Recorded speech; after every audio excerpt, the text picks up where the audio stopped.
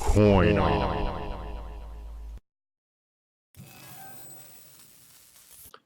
Hello, YouTube coin community. It's me, Robert, with CoinOp.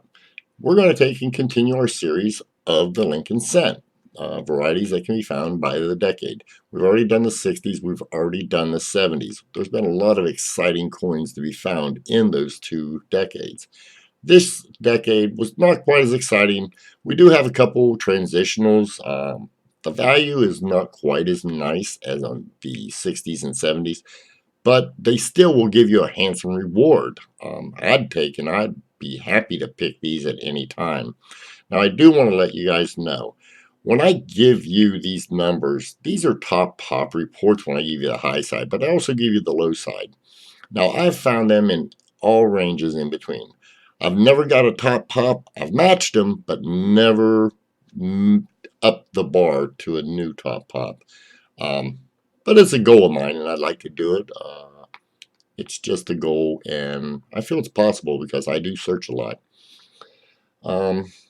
I think that's about it on this. Let's take a look at what we have to be searching for in the 80s, and we'll take it. I'll come back and I'll wrap it up at the end. So let's get started. First off, I'd like to thank Charles Johnson for the suggestion once again. Thank you, Charles, for all the help. We really deeply appreciate it. The first coin we're going to look at is the 1980 Lincoln Cent. Now, this is a double die obverse. It's pretty scarce. It's a nice variety, and I think you would definitely want to look for it, with prices ranging for an MS63 red of $225. It goes all the way up to $2,500 for a 66 red example. Definitely one worth looking for. The next one is a 1982 bronze large date Lincoln Cent, and it's the double die obverse Viva Stanton FS101. Now, in a 63 example, you can expect to get $120. In a 66 plus example, it goes all the way up to $666. Now, in 1983, the Mint seemed to be having some problems with their hubbing process. They had 10 double die obverses. We're only going to go over the first few, however. They had 2 double die reverses, but we're only going to concentrate on the strong one in this video.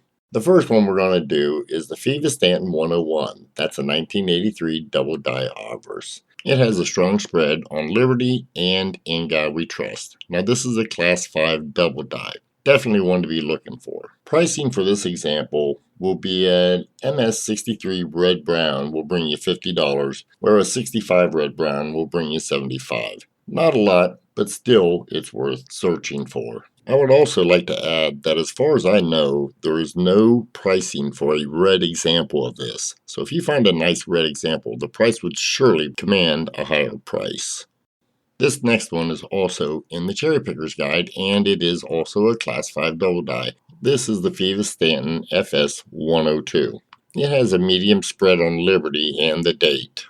Pricing for this example starts out at $85 in a 63 red brown, and it goes all the way up to $225 for, again, a 65 red brown. Same comment as was on the last one. I don't know of any red examples existing for this variety. Our next example is the FS103. Again, it is also a Class 5 double die, and it is in the Cherry Picker's Guide. The prices on it range from a 63 red brown of $55 to a 65 red brown of $100. And again, I'm going to have to stay with the last comment. I don't know the pricing for any of them in a red condition.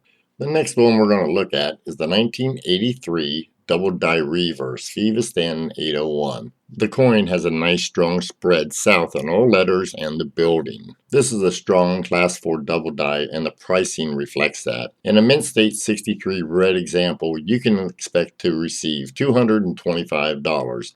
And the pricing on it goes all the way up to an MS68 for $8,500. Wouldn't mind finding a couple of those in a roll. Moving on, our next one we're going to look at is the 1984. This is the doubled ear variety on the Lincoln Cent. It's known as the Stanton 101, and the pricing on it is pretty nice. It starts in a $165 price range for a 63 red, and for a 68 plus, it will get you $5,000. Now, a little note on this coin: if you can find them without the bubbles, they will command a premium above and beyond the pricing in the price list. So the less bubbles, the better your price.